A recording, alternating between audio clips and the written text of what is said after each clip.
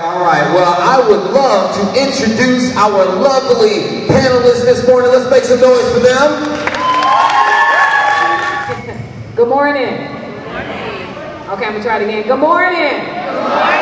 All right, I'm Kamara Taylor. I'm a college professor. I teach political science and psychology currently at Illinois Central College, and I'm from Chicago. Good morning. My name is. Good morning. My name is Alicia Washington, and I'm from Peoria, and that deserves a hand clap in itself. So let's go ahead and clap for that. I am currently an associate judge with the 10th Judicial Circuit here in Peoria, which is at the Peoria County Courthouse, not too far from here. And every day I assist at administrative justice. Currently I am the traffic judge, but I also fill in for other duties here in the Peoria Circuit area. So I am so excited to be at a very place in which I grew up and not too far away. So it's good to see all of you. Thank you. Hello, my name is Hryc Beck, and I'm also from Peoria. And I also work at ICC as one of my co-workers, and I am an emerging leader advisor, so I do advising for college classes, and I also work with seniors in Peoria Public Schools at Central, Manual, and Richwoods, and Quest now.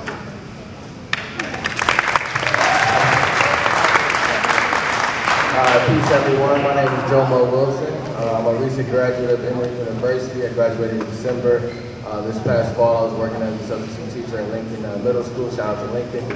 And so right now I'm just currently just getting ready to prepare a grad school run. So I'm doing a lot of reading and writing now, getting ready for grad school. Let's give it up for our panelists. And I also don't think I said anything about myself. Again, my name is Eugene Daniel, and I am a reporter for Channel 31 here in Peoria on TV. And I also work at our church, St. Paul Baptist Church, working with young adults, and I'm in grad school too, so big ups for that. All right, so here's how this goes. Got a few ground rules that we like to lay down. This is anything that you want to ask about. Family, school, what's happening in media. Anything you want to ask is free game. But here's the thing. You have to be quiet and be respectful when our panelists and your peers are asking questions or giving answers. That's what we want to do. We want to be able to use this time to build each other up, to pour into one another, but we got to be respectful. So if I come over to you because you're talking while someone else is talking, and I sit next to you and put the mic next to your conversation, don't be surprised if I ask you what you talking about. Okay? All right? Okay, y'all ready for this? All right, so here's what I'm going to do first. Is it okay if I ask a question first? Is that all right with y'all? Okay, all right, so panelists, y'all heard the ages from everyone here, some louder than others. This is one thing that I always love to ask. And kicking it off, do you remember how you were when you were that age? Do you remember what was going on? It wasn't that long ago for you.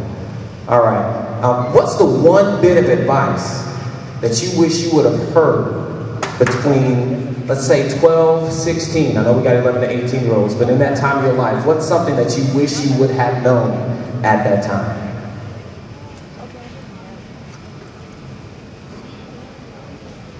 I'll start off.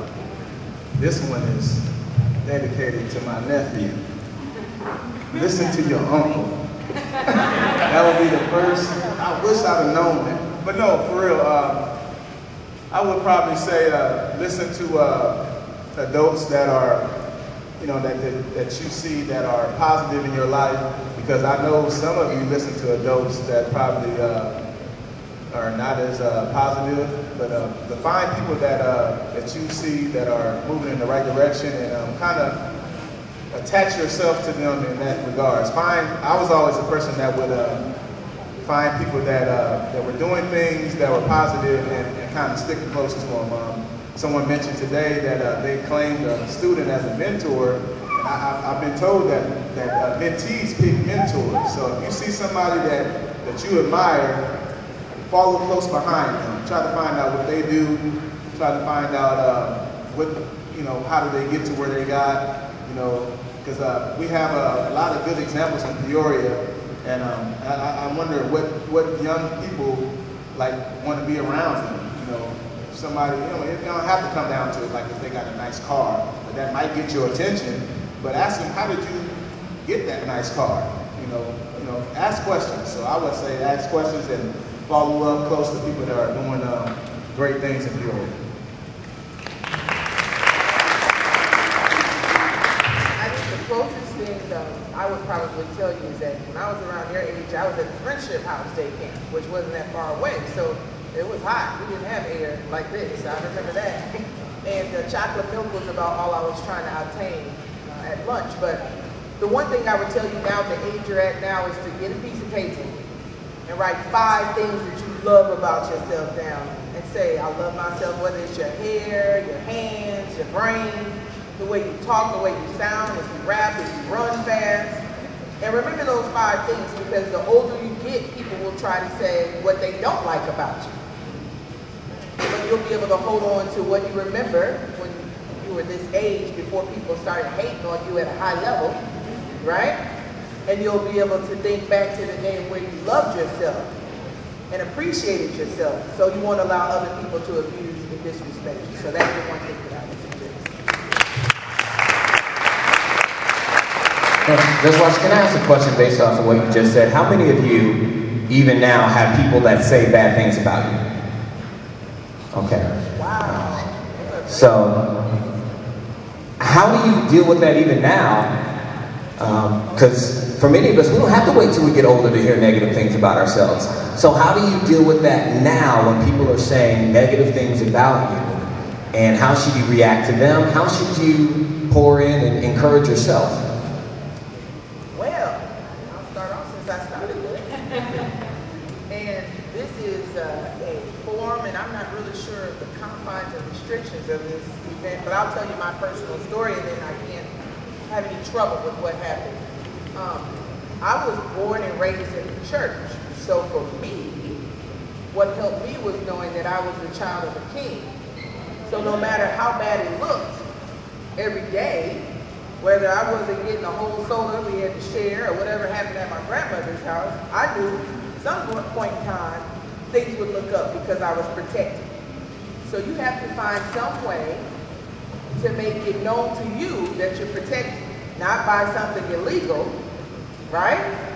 But by something up here in your head, because life does get hard. You're so young. How many people have had a fight already? Oh man, this isn't going too well, right? Okay, how many people started the fight? You started the fight. You know what starting the fight means. You started it, you know, like, okay, so let's just say this. Let me say this. The older you get, the better fighter you become. You get to come and see me. And then you go to jail for a very long time, okay? Because sometimes those things that you call fighting now, as you become adults, the older you become, those are called crimes, okay? And so we have to learn how to balance our behavior. Just because someone says something to you, and how many people have heard of eye for eye? If you hit me, then I'm gonna have to knock you out. And how many people have been suspended from school for knocking people out? Okay, so what happens when you start losing money and you can't pay your bills and you're homeless and you have no car and you can't feed your children because you knocked somebody out? That's a problem. So if you start now learning different ways to deal with stress, because that's what it is, stress, it helps out. Because school, let me tell you this, the one ticket to changing your life and having more money and driving the car you want is to get an education, because it gives you options, not just for that job. You can become the employer. How many people want to work for Caterpillar? That's a good option. But how many people want to own a company? Okay, that's a big deal. That's an option. But to get there, you need to not have fights and commit crimes so we can get you through, okay? So one of the things I would say about hate is this. Those 5 things I say you learn to love about yourself, if you believe it, no one can change those 5, right?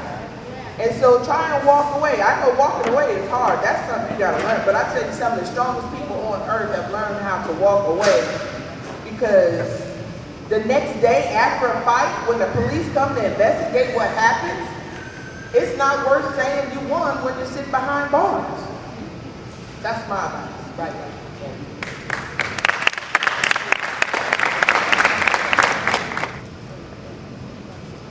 You gotta stand up though. Lavelle Smith Grant, Sigma Alpha Chi, class 15. I just want to know from each and every one of you, what was your adversities in life? And not only adversity in life, more specifically, what specific situation caused you to think positive, to be positive? Because you're a judge. I'm pretty sure you aren't always doing things good.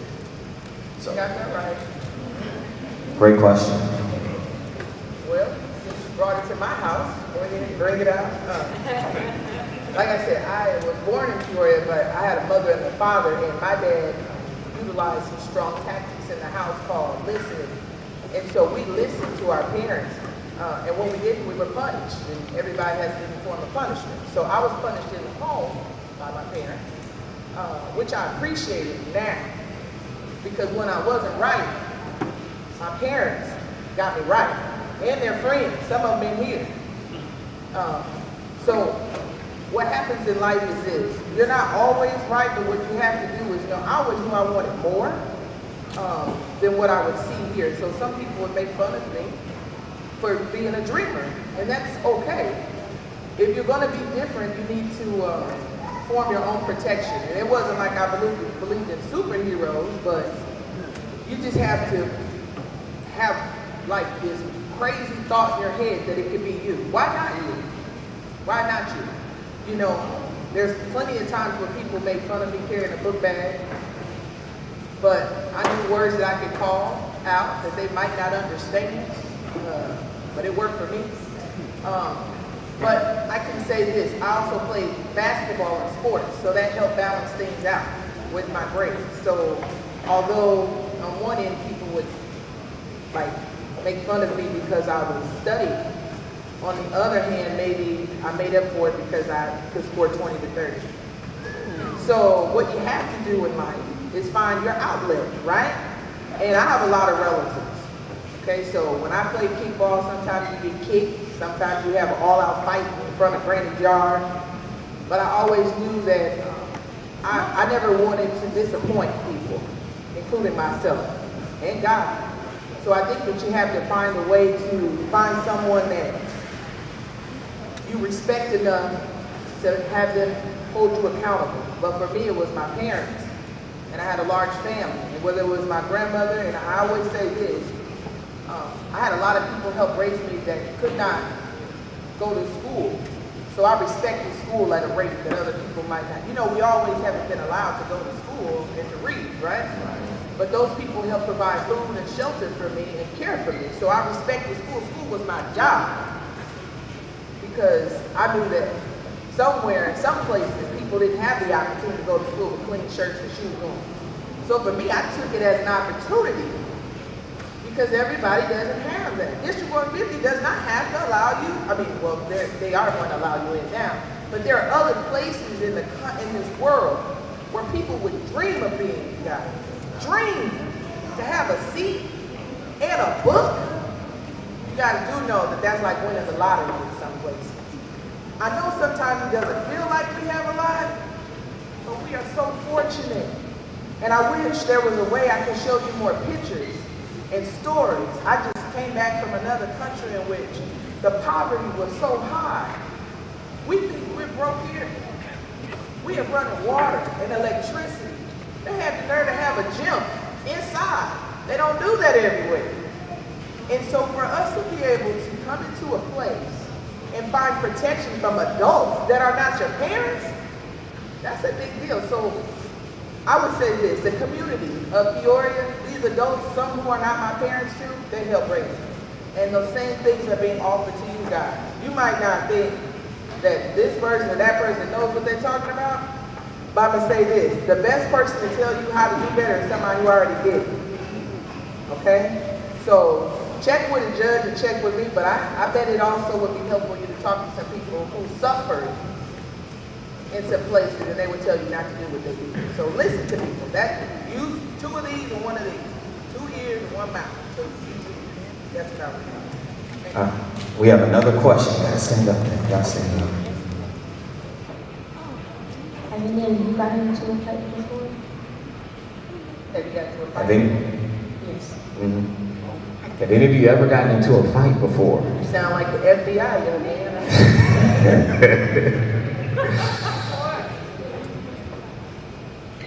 Well, I can say this. Everyone's in a family, so I think that the term fight is, I'm going to give you a very politically correct answer. If you have cousins, younger and older, and they touched you, I might have touched them back. I was going to say the same thing. Most of the fights I've had started at home with older sisters and, fighting over remote control. Are those the fights you're talking about? Those type of fights or the... I think they talked about real fights. Okay.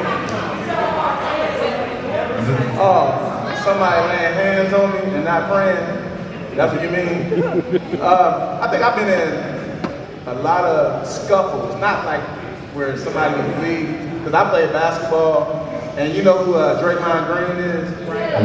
I was like Draymond on the playground, starting stuff. And so, and the guys were much bigger than me. They were like LeBron. I was like your size. And so if I score a basket, I'm gonna let you know about it. And usually something, a push or a shove come, and I got sent to the office a few times, but those were the extent of my fights. It wasn't, on the corner, throwing a rock at a car, somebody got out, we jumped. It wasn't nothing like that. It was more, disagreements. So, yeah, I was in some fights. I wouldn't even call them fights, though. They were like scuffles where he pushed me, I pushed him, the principal came out. But I did have an incident in class. I think it was my junior or senior year. And it was very uncharacteristic of myself because I didn't really get in trouble in high school. But this is my story. It was one good guy and another good guy having a bad day. And we both got in trouble. And the dean, seeing us come in the office, like, what y'all doing in here? He was like, man, we don't even know. We just woke up on the wrong side of the bed. So to answer your question, I really haven't had any real fights. Not for real, for real. All right, here we go. I want to piggyback on what she was just saying and throw a little example of something that happened to me at one point. Because I think I know where the youngsters are trying to go as far as the question, and I think I know what they're looking for as far as the answer. And what the judge is saying is one thing, but I have a particular incident where I was dating a young lady, and another young man liked this young lady. So one day, wait a minute, we're gonna get to the nuts and bolts of it. One day, he came at me, and he came at me in a capacity where, seriously, I wanted to punch him in the temple. But then I thought about the consequences of the actions, and I simply told him, I said, dude, I would do this right now, but I don't have any free time. You've been locked up before, so you used to being behind bars. I got so much potential and so much to lose that I don't have any free time. And once I spit the fact that I don't have free time to sit in a cell somewhere and think about what I did, that was my life. So all you have to do is ask yourself what you have to lose. And a lot of y'all are at home with parents, right or wrong. By show of hands, how many people live at home with their parents? Okay, how much of an inconvenience would it be for your parent to have to come get you out of jail or come pick you up from school when they should be at work trying to provide for you? And how much would you hear about it? Ask yourself, do you have that free time and that time to aggravate your parents? And usually, when you answer that question inside your head, you'll come up with the answer on whether you should be fighting or not. And I'll add on to that, it's not just an inconvenience for your parents, but there are long-term consequences when you do go to jail. Those things stay on what we call your record, right, at a certain point.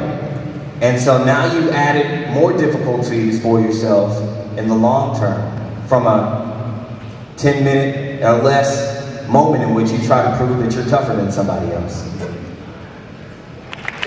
I think I'll add, man, while you're in college, man, the goal is like to be reading, networking, and like grinding, man. Like my friends, you see, I have 2 friends who are getting their PhDs at Harvard. One friend getting her PhD from the University of Chicago. One other friend getting his law degree from the University of Miami, and another one from Columbia University. So it goes to like, you know, who you're around and what do you want. But when you're dealing with conflict or adversity or negativity or whatever, like I said, it's goals. What do you want? And what Kamara just said, it's all about what do you want and what do you want to attain. You know, because it's real easy to get distracted. But when you want something, when you have something in mind that you want to accomplish, you stay focused on that and you make it happen. And it's really as simple as that. We have a question right here. Did you have any people that tried to bring you down? Did you have any people who tried to bring you down? I think we still experience that at some level. It's going to always be people that try to bring you down or try to make you feel like you're not deserving in a position, but you have to be grounded. And I know it sounds irrational at this moment. I can't even imagine being 11 and 12 years old in this day and age, honestly. It's harder. It really is harder than it was for me about like 9 years ago, right? If you do the math, that just means that, like I just said, that I'm 20. All right. So what I'm saying is that you face more challenges, even though we had peer pressure, right? And we had people constantly telling us. I think we also had a larger network of people encouraging us. And we saw people that wasn't doing things. I come from a family of dope dealers. Don't take a fall. Dope dealers and prostitutes. I'm just being honest.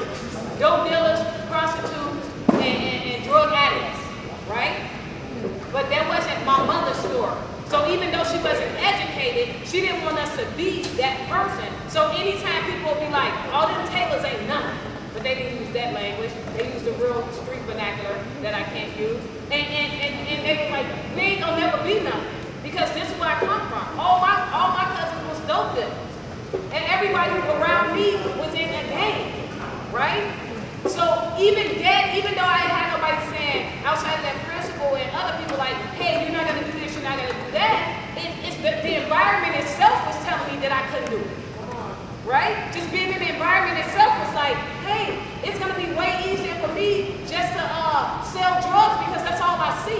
And my mother was like, that's not what you see. This is what you're gonna see, something different. So when you got individuals, the only way I can tell you is that right now, Mrs. Kennedy is planting, and all of us is here, is planting seeds. Because this is what my mother did for me. She planted a seed in me. And that's why I'm right here. And other people that came in my life gently watered. Some of them tried to pluck the seed up, but it was somebody else was like, no. Let me ground this. And think about the laurels, right? The person that protect the trees. That's what people are doing here. You guys are going to be trees one day, blossoming, apple trees, orange trees, trees that people just picking off of. And sometimes you're going to be like, wait, why are you taking so much of my fruit? I need this to sustain. But somebody else is watering it. You're going to always continue to grow, right? You're going to always continue to flourish. So that's how you got to think about it. People always going to put you down. I get put down right now. Look at me. People don't even believe I'm a doctor and a professor when I walk into the classroom. They're like, you got dreads and you wear your baseball cap backwards. And I'm like, I'm still here getting, right? This is real money. Because it's education. Education is not a joke. You know what makes me different? Because I can compete with a piece of paper. That's what makes me different. Even if I was Beyonce, you will only respect me because of music and dance. But when I walk into a college, they respect me because of that piece of paper. So all those no's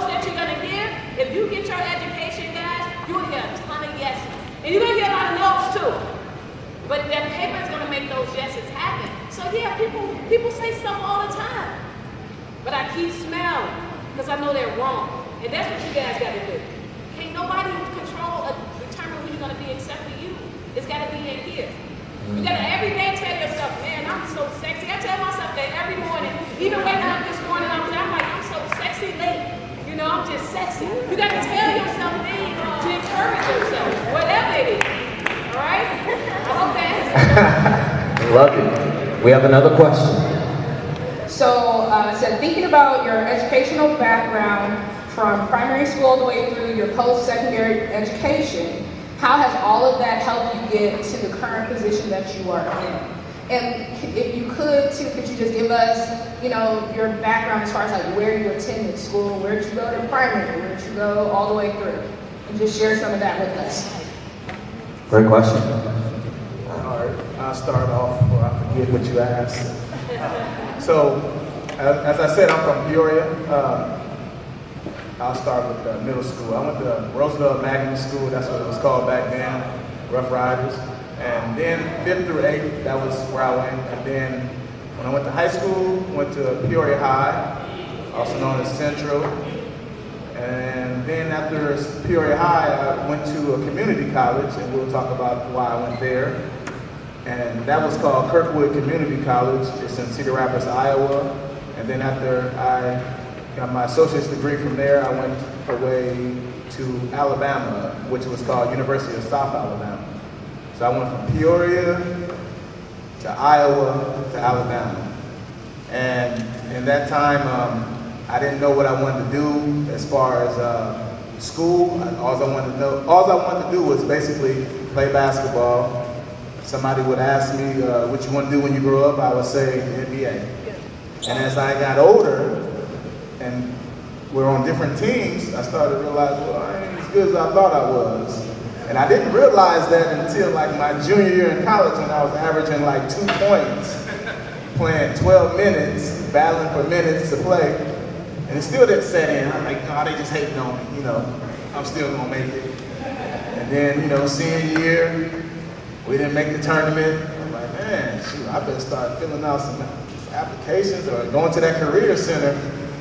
So my path to where I am now came through a lot of adversity, a lot of bumping my head and like, whoa, man, I need to get on the grind. So I started talking to people that were successful, like, what should you do, So when I got back out of college, I did what most athletes do that didn't really take their education as serious.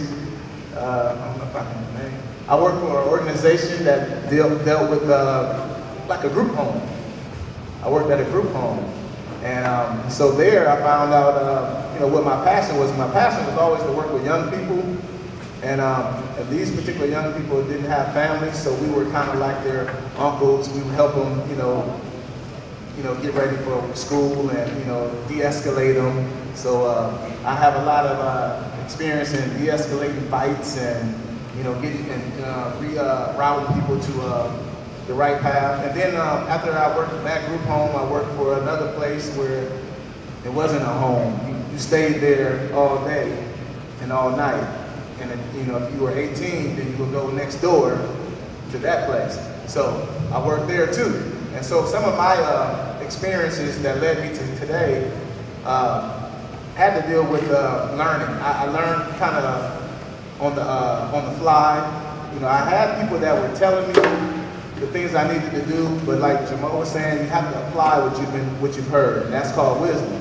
A lot of y'all have knowledge, but you need to get into wisdom. That's the ability to apply knowledge. And so I've been blessed.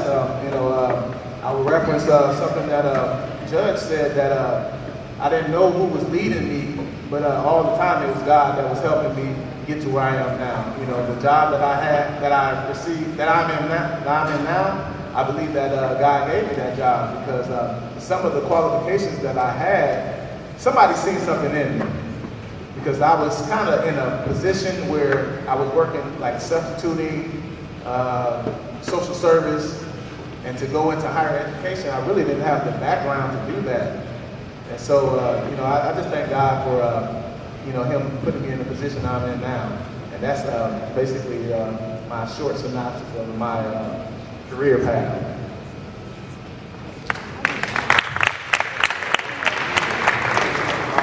So I went to Hryc Elementary, started out, into Von Steuben, into Woodruff for 2 years.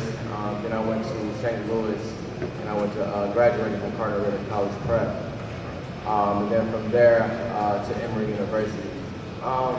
But essentially, like throughout, I did my work from Hryc, first, second, third, through high school. I did my work. I was in honors classes. I did what I was supposed to do. I mean, school, that's what school is for, right? And Judge has said, everyone in the world doesn't have, public education and it's free. School is not for you to just come there because you gotta go to get babysat and, whatever. School is there for you to do your work. That's it. If you're not doing your work, you're wasting your time and you're wasting everybody else's time. So, that's what I did. When I was at school, I did my work, and that's what's carrying me through, to where now I'm going to my graduate degree. So essentially, while you're in school, do your work, because ain't nobody else there, just to be looking at you and, babysitting you. That's not what you're there for. You're there to do your work and to improve and do something with your life, and that's an opportunity that the world does not have. You think it's normal, but it's not. It's not. So you have to make sure you take advantage of your time in school, because this is the privilege of the highest order, and you have to see it as such.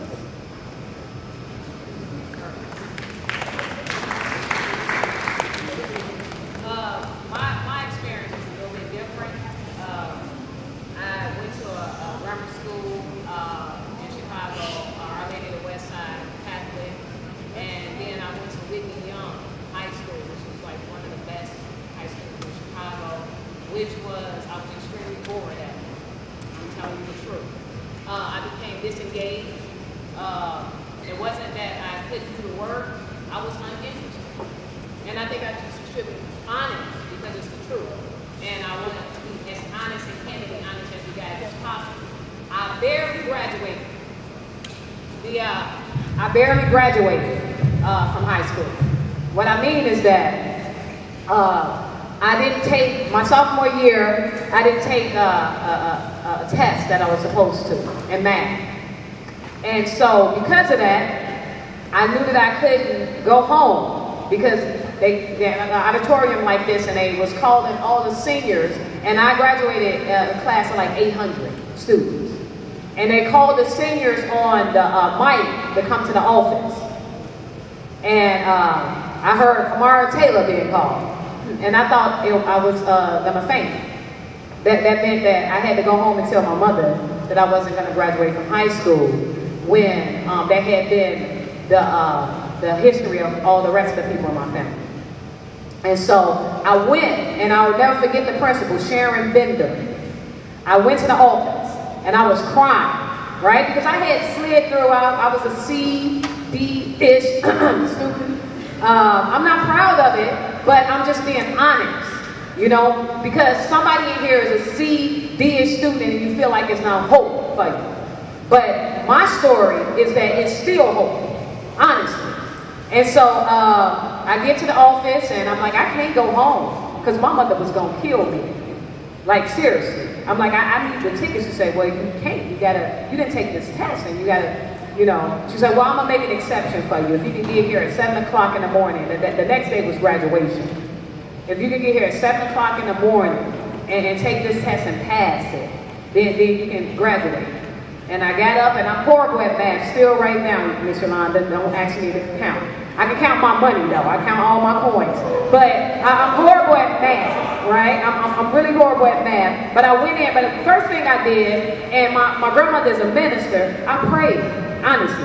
I didn't have a strong faith in God. I was like, oh yeah, whatever, But I prayed. I'm like, man, if I don't pass this, something gonna happen, right? And I went in. Long story short, I passed the test barely, right? Got my graduation tickets. And I was so happy with just getting a high school diploma. I was like, that's it for me.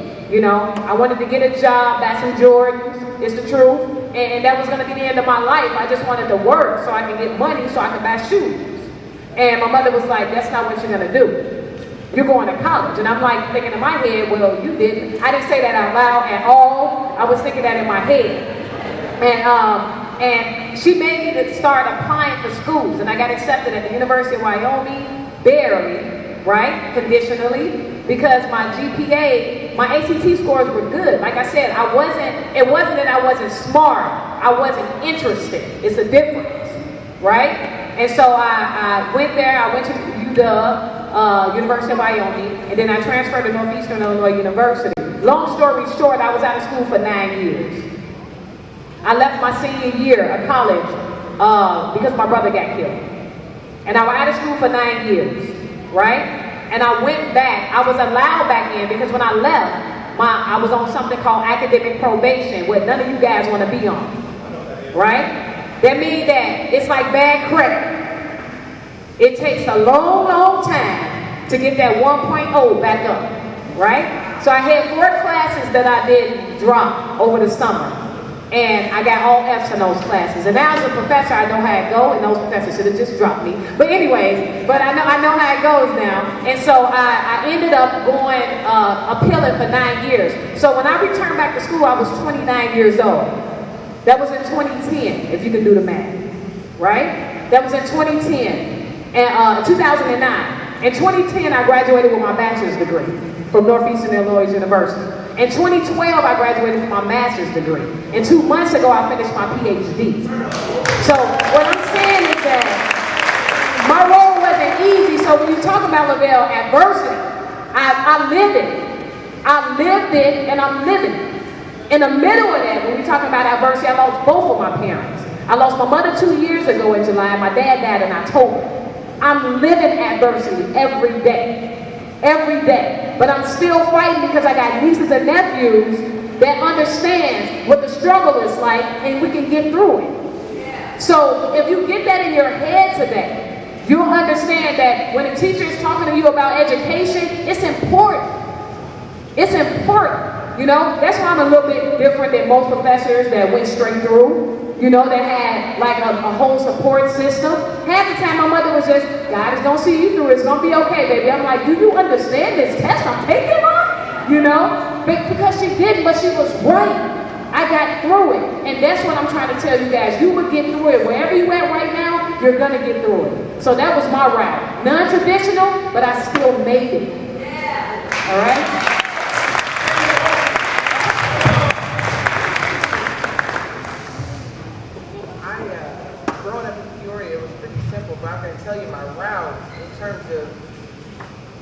It's just like yours. I was sitting here listening to everyone's stories and I almost started to cry, but I'm not going to. And then I was you.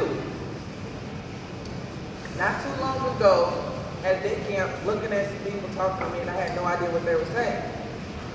So I was you. It's not like I'm visiting from a different planet.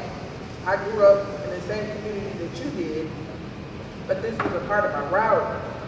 And you know, when you see people cry at this age, they look crazy, but you get a chance to go back over all of your memories. And I'm telling you, you can do it. If I can do it, you can do it. And so it scares me at knowing how much we love you. I just want you to love yourselves that much. I need you. I'm going to be here, and I need you guys to do well. I am you. So I can't have you guys fall down now. I need you, okay? So when you hear the adults around here encouraging you, don't get mad at them. They just love you because we've been here. But for me, I went to Woodrow Wilson, and then I went to Washington, and then I went to Peoria High.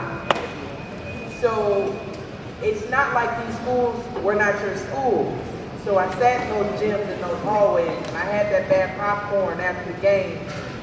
You know, pep rallies. I made it through all of that. And if I could do it, I know you guys can do it. I went to the Urban League. I was tutored because I needed help, and I knew I needed help. And I received scholarships from local groups. And people helped me, just like they want to help you. But let me just say this. I'm one of the people who has been helped by the community But I smiled when an adult came by. You all have teeth. Try it. Do not think that people don't love you. I know that it's hard sometimes when people are telling you what not to do to think they could possibly love you. But that's the part of the way that we're showing you we love you, is to say do not, because if we did it, we've seen what happens when you do. It sounds crazy, but it's true. And then I went to the University of Illinois for my undergrad, and then I came back to Peoria and received a master's degree right here in Peoria, and then I went to law school and received a law degree from Michigan State University. I came back to Peoria and I worked as a lawyer, because before you become a judge, most people have to practice law. And so I practiced law here, and I worked at Legal Aid and Prairie State Legal Services, where we help individuals who did not have the financial means to hire an attorney to receive equal justice. And then I was fortunate enough to start working at the Jansen Law Center, at which we assisted individuals who were injured and done wrong at some point in time. And so I've been blessed.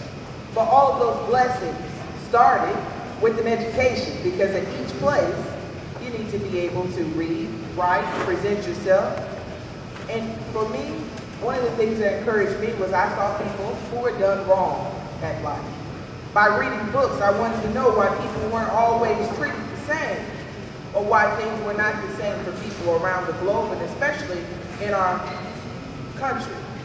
And the law always seemed like one of the places that equaled it out. So for me, studying the law has helped me out. Hopefully, I hope you guys understand from all of our backgrounds, it wasn't just about going to school. School is different at each level. Grade school is not like middle school is not like high school. For those who've been to college, you know, college can be what you want it to be, right? So it gets better. Don't stop and think that you're going to be going to the 8th grade the rest of your life when they say go to college. It looks different, and hopefully you'll be exposed. Thank you. And Judge, you've been very modest. There's something special about you being a judge here. Am I not mistaken? Can you speak to that, just on what your appointment means? The historical background to it? Well, I can say this. The great thing about working hard and attempting to move forward is that other people will take the time out to look to see what has happened in your community. And for me, I am the first African American female to be appointed as an associate judge in the 10th Judicial Circuit. Now, for some people, they might say, what does that mean? And it means different things to different people. For me, I've been myself since I was born, right? So it's looked the same to me, but I am encouraged to know that when I look through my eyes, I see things through what I've seen throughout life, how I've been raised, the smells, the sounds, but the law is the same in black and white. But for the community, I hope that you see that justice has been served, will be served adequately through the eyes of many, especially the people that look like you. We need a reflection of our society to be in different places.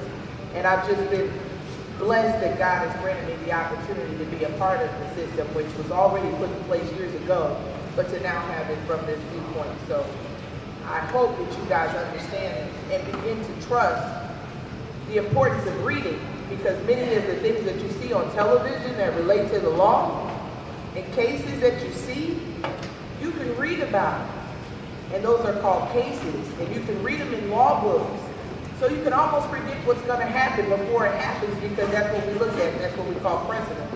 And I just want more people to get to know more than what you see in that 10 or 20-second soundbite, to know that when we talk about lives and events that occur that we see that involve the law and things that happen to people, that you know that there takes a lot to get to the point where you see it on the news. There's a lot more work in the background. Kind of like your hair. It looks pretty today, but it might take 6 hours. Sometimes it takes 6 years to build a case to what you see on the news. So it's just been an incredible ride. Thank you for that. Okay, so here's what we're gonna do. We got just a few more minutes. We have 2 more questions, 2 quick questions, and I'm gonna give the panelists, let's say 30 seconds each. Final floor, final comments you would wanna make. So we're gonna go here first. I only got one question. For the judge, if you wasn't a judge, what would be your backup plan? If I wasn't a judge, What would be your backup plan? Well, I was a lawyer. That'd be a great backup plan. But if I wasn't in the legal field, then I would work in business because I have a business background of making money. So on how to make money, that's what you do. All right. Did you have that friend when you were little that helped you and made you go on with your life? Did you have? Okay. Did you have family when you were little who helped you to become who you are in life? Oh yeah, shout out to my mom, man. My mom, man, every project, my mom was helping me late, helping me with my work. Whatever I needed, my mom got it done for me. She was a huge encourager, and yeah, without question, man. Look, you have a mother that is down to help you, wants to help you with your work. Take advantage, use that because that is absolutely essential. It will get you through to the next level for real. So my mom and other family members, but 100%, my mom was essential. I would have to agree too, because even though my mother didn't have a high school diploma, I don't know how she knew 95% of the stuff that she knew. That's why I believe in practical intelligence, and creative intelligence, because it was times like I was stumped on things and like she'll have it figured out just like that. And I would say, even if it's not your mother, maybe it's a foster parent, maybe it's a person like your uncle in a group home or a pastor.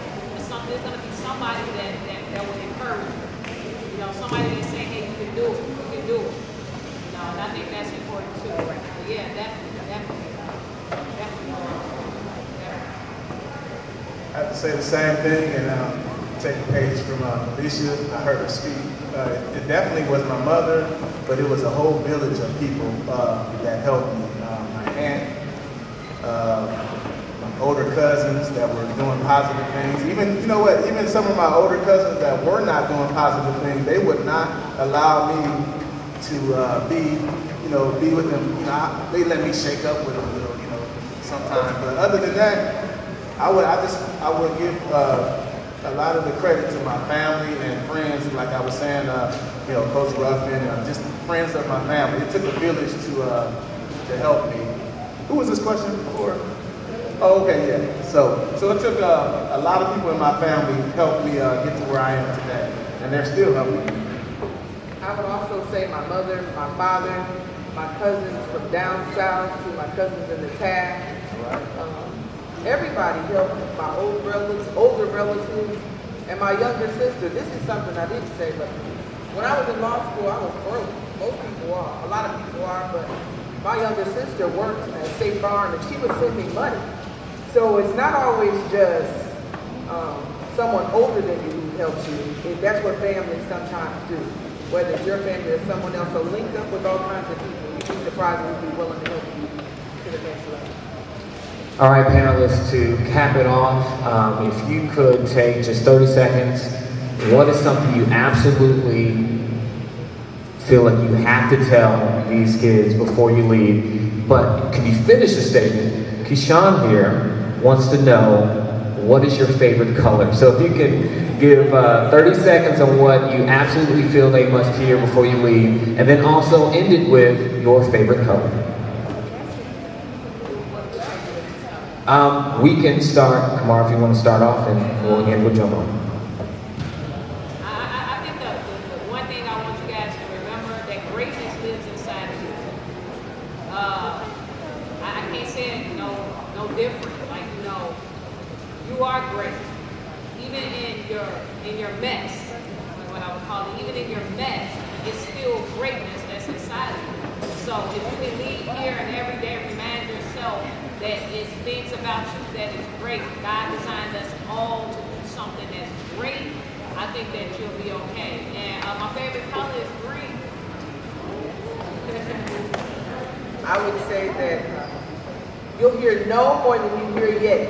meaning you will fail, but you have to be able to pick yourself back up and to work through the no, and to be the leader. Be the CEO of your life. Create that path for yourself. Sometimes you gotta go talk to people that don't look like you, who act like you, or who live by you to get the answers. So be well prepared to step out into unfamiliar territories because you're already equipped to deal with it, and everyone around you wants to assist you. So know that there are people who love you and are willing to help in the community. And my favorite color is pink because I'm a part of the greatest sorority that was ever made. The first and the final. Had to throw that in there for the calendar. I would say, I was trying to look on my phone, and I know I scolded y'all about phones and stuff, but I had a quote on there that my pastor just recently told me that I just believe that is my motto. And we're in this conference where we're talking about education. And the thing that I always try to impart to young people, if I have a chance, to talk to them about is education. Now, I was not the greatest student in the world. Me and Kamara story is similar, where barely graduated from high school, had to take that math competency test. But I'd say if I made it, you can make it. But the thing that my pastor was trying to tell me, and I'm gonna try to remember it, but it basically was saying you get an education to make a living, but it takes God to live your life. And so one of my main focus is education and salvation. Those are the two most important things that you're gonna need to make it in this life. And I know a lot of you probably don't know exactly what salvation means, but I would substitute that word with saying living for God. Living for God and getting your education. And the young man was talking about have some extracurricular activities to balance it out, to make yourself a well-rounded young person. My favorite color she's wearing is blue.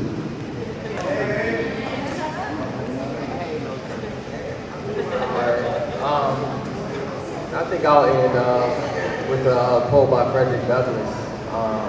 He said, every moment is in preparation for the next moment. So what that means for me is like what I do today, and what I do from here, because I'm going to the library after I'm here, is every moment, everything that you do, every day that you have, right, you're preparing for your future, you're preparing for the next moment. And so, as you continue to get older, be intentional. Be intentional. A lot of times in our youth, we're allowed to be free and not have to commit too much. But there's opportunity for that, but there's also opportunity to be intentional and to develop and to create something from an early age or whatever you want. So always be intentional. Always be thinking about your next move, what you can do, what you can have, and the world is yours. My favorite color is black.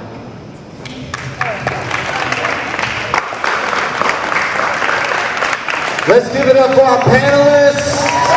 Didn't they do a great job?